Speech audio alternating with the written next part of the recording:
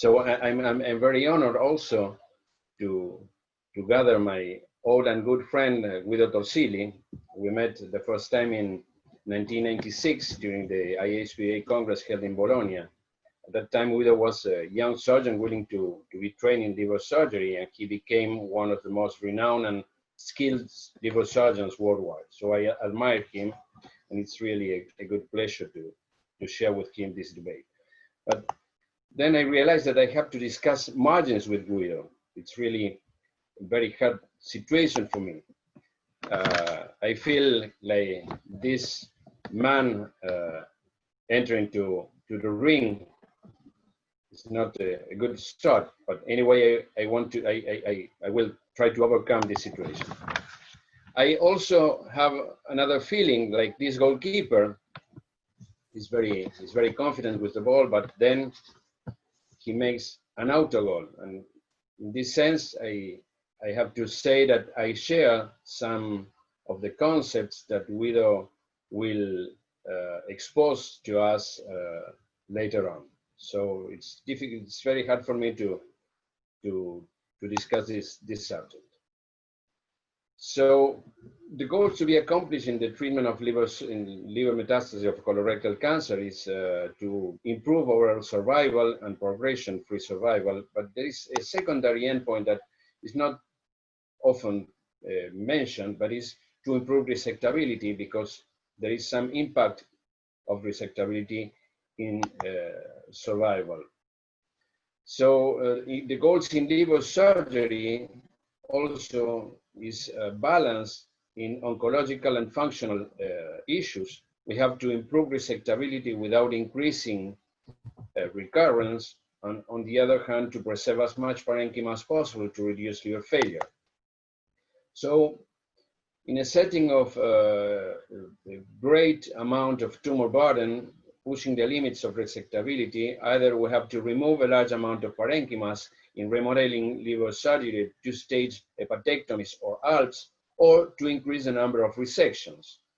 And even if both of strategies risk to have a reduced margins, I think that a great number of rough surface could be perhaps inducing reduced margins. So classical concepts of margins changed from 1 centimeter to 1 millimeter, and this multicentric study demonstrated that 1 millimeter is as good as 1 centimeter. But patients with R1 margins, it means positive margins, had a poor outcome.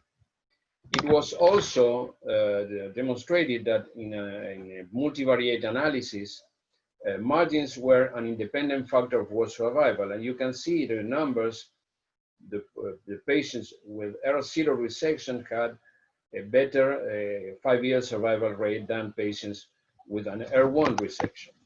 And it is shown again in this relatively recently published paper, in which also patients having more than 1 millimeter margin survive better than patients with non-radical resections. In real life also, these are figures obtained by statistic published in December 2019 by LiverMed Survey. You know, LiverMed Survey is an international database about collecting colorectal liver metastases. And you can see here also that patients receiving a radical resections had better outcomes than patients who receive a non-radical, it means R1 resections, both in 5-year survival and 10-year survival rates. This paper, you can see that also preoperative treatment can induce changes in margins. Patients receiving chemotherapy plus bevacizumab had an average margin about 2 millimeters, while patients receiving chemotherapy alone or no chemotherapy at all had 4 millimeter margins as an average. In all these series, more than 1/4 of patients receive an R1 resection. And stratifying according with treatments, you can see that R1 patients R1 resection was more frequent in patients receiving chemotherapy plus bevacizumab in comparing with patients without bevacizumab. It could be linked with another concept, that is RAS mutations. In this series coming from MD Anderson, about around 600 patients having wild type status had 5% of R1 margin, while patients with RAS mutation had 11% of margin, of R1 margin. So it can impact also in margins. In the same paper, you can see that even if the mean tumor diameter were quite similar, 28 millimeters for RAS mutated and 30 millimeters for RAS wild type patients, margins were also different. 4 millimeters for wild type for mutated patients and 7 millimeters for wild type. And it could be associated this with a concept published firstly by Gilles Montat from the University of Geneva. He described 4 different patterns of the periphery of the tumor in patients treated by chemotherapy in preoperative way. And you can see that could be no dangerous halo, focal dangerous halo, that are more frequent perhaps in patient wild type, and speculated and diffuse dangerous halo in which viable tumor cells could be scattered in the periphery of the tumor. So not always 1 millimeter margin always could work, because if we keep in such patients with speculated halo or diffuse halo, it means patients perhaps receiving bevacizumab and RAS mutated, we can leave behind some viable tumor cells that can be the foci of recurrence. So perhaps larger margins should be better. So R0 margin not always is the same 1 millimeter or 1 centimeter. So there are several issues that can induce us to select margins. So firstly, the strategy, functional liver remnant could induce us to have some parenchyma sparing resection or extended resection. Also, a RAS mutation and response to chemotherapy can impact in margins according to tumor halo, as I said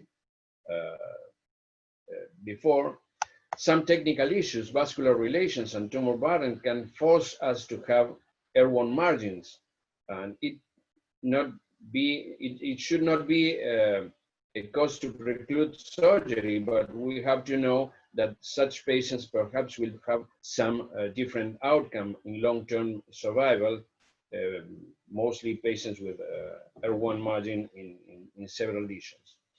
And also, preoperative chemotherapy schemes can change us, because we have, it was observed that narrow margins was achieved or should be achieved when bevacizumab was applied before surgery. So for me, surgeons do matter. R0 resection, whenever possible, is better than R1. Sometimes we are forced to have R1 margins, even though we have to keep in mind that margins should be larger according to tumor halo, mostly in RAS mutated patients, and also we have to recommend larger margins when bevacizumab was used.